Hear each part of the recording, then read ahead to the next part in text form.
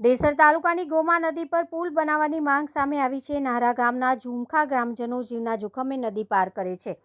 નાહરા અને ઝુમખા ગામ પાસેથી પસાર થતી ગોમા નદી ઉપર પુલ બનાવવા માટે ઘણા વર્ષોથી ગ્રામજનો દ્વારા સ્થાનિક નેતાઓને ઘણીવાર રજૂઆત કરી હતી, છતાં આજ દિવસ સુધી કોઈ પરિણામ મળ્યું નથી। તેમજ સાવલી તાલુકાના નેતાઓ પણ સ્થળ પર આવીને જતા રહ્યા તો પણ આજ દિવસ સુધી કંઈ પણ કરવામાં નથી આવ્યું, છતાં મગનું નામ મરી પાડવામાં તૈયાર નથી। નાહરા ગામના એક પ્રોગ્રામમાં પૂર્વ સાંસદ રંજનબેન આવ્યા હતા, ત્યારે ગ્રામજનો દ્વારા લેખિત મૌખિક રજૂઆત કરવામાં આવી હતી। પૂર્વ સાંસદ રંજનબેન, હું તમને ચોક્કસ પુલ બનાવી આપીશ તેવું કહેવામાં આવ્યું હતું, પણ તેમનો કાર્યકાળ પૂરો થઈ જવા ગયો, પણ આજ દિવસ સુધી કોઈ કાર્યવાહી કરવામાં આવી નથી।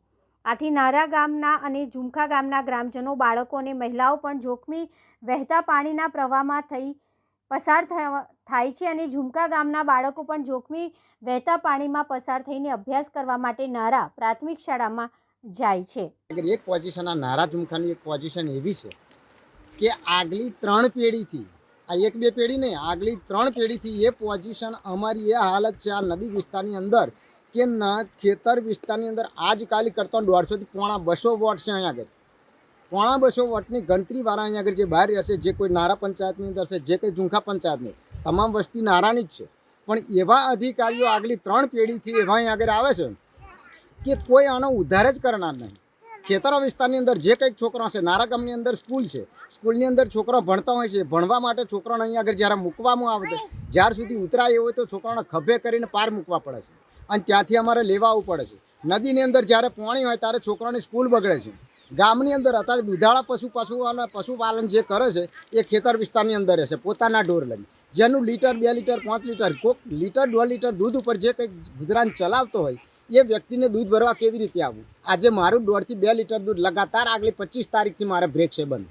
ગઈકાલે સાંજે એટલું જેમ તેમ કરીને આગળથી આ હાથળમાંથી કેળામાના પાણીની અંદર પ્રવેશ કરી અને પાછળ ભરવા આવે છે। આ લોકો કઈ રીતે જીવી શકે? અને તમે રજૂઆત કોને કરી? અમે રજૂઆત ઘણા ખરા ને, હર કોઈ સરકાર જ્યારે આવે છે ત્યારે થાય છે। સ્કૂલની અંદર જ્યારે સ્કૂલનું ઉદ્ઘાટન હતું ત્યારે પણ અધિકારીઓ આવ્યા, કેતનભાઈ સાહેબને બોલાયા, પેલા સાહેબને બોલાયા, બધા સાહેબો આવે છે ત્યારે રજૂઆત ઘણા ખરા કરશે। આ તમારે વહેલું મોડું થઈ જશે બસ ભવિષ્યની અંદર, પણ ભવિષ્ય ક્યારેય સારું આવશે તો થઈ જશે, અમે સમજીએ છીએ કે થઈ જશે, પણ ક્યારેય આનો ઉકેલ આવ્યો નહીં, આજ તક ઉકેલ નહીં આવે। દર ચોમાસામાં આ જ હકીકત અને આ જ પોઝિશન જે ચાલતી આવી છે એ જ પોઝિશન છે અમારી। કોઈ આનો ઉધાર જ નહીં, શિયાળે ઉના। અને એવું નથી કે ગામ વિસ્તાર, નાહરા ગામ વિસ્તારની જમીન પણ ઘણી છે, એ પાર જવા મારા માટે એમના માટે પણ કંઈક જણાના પગ તૂટી જાય ભાગે। સાહેબ આની પોઝિશન તો જો આવા પથ્થર વિસ્તારની અંદર આવે, કંઈક જણા આજથી 8-10 વર્ષ પહેલાં અહીંયા આગળ એક પોઝિશન બની કે છઠ કે સાતમના દિવસે એક છોકરો તણાઈને જતો રહ્યો, જેનું નામ હતું રામસિંહ મોહનસિંહ, એ કરંટ તણાઈને જતો, એનો પત્તો સાહેબ ના લાગ્યો, કોઈ એનું ઉધારી નહીં, કોઈ એને વર્તરે ને કંઈ નહીં, કારણ કે જે ખોવાઈ ગયો જતો રહે પ્રૂફ નતો પછી શું કરવાનું?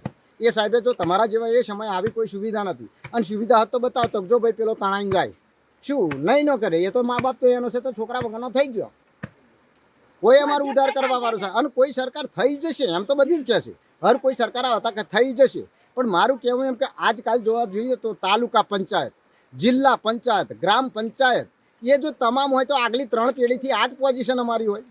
અને અમે એવું નહીં કહેવા માંગતા ના મળતા, અમારું કહેવું કે આગલી 3 પેઢીથી અમારા વડવાઓ, અમારા દાદાઓ, અમારા બાપાઓ અને અમે હર સાલ બસ હારેલી જ પાર્ટીને અમે વોટ આપતા હોય છે। બસ ચૂંટણી આવી જાય લોબા હાથ કરીને સલામ કરીને પ્રણામ, પણ સાહેબ અમે એક ગણિતથી અમુક ખાસ કરીને વિચારીએ કે અમારી જોડે કદાચ જે અમારી જોડે માગે એવો અમને શું આલે, આ કરીને અમે નહીં બોલતા। અમે લોકમર્યાદા જાળવી છે, પબ્લિકને અમે લોકમર્યાદા જાળવી છે કે એકબીજાને કંઈક નાના મોટા, ચાલો મોટા છે ને કરનારા આપણા છે તો કરી દેશે, અમે આપણાના વિશ્વાસ, બસ આપણા પોતાના પગ કાપતા હોય છે।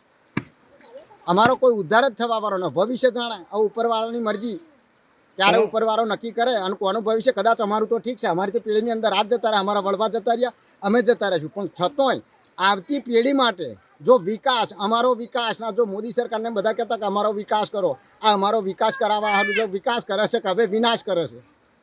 તમારું નામ? મારું નામ છે સનતભાઈ પ્રભાતસિંહ।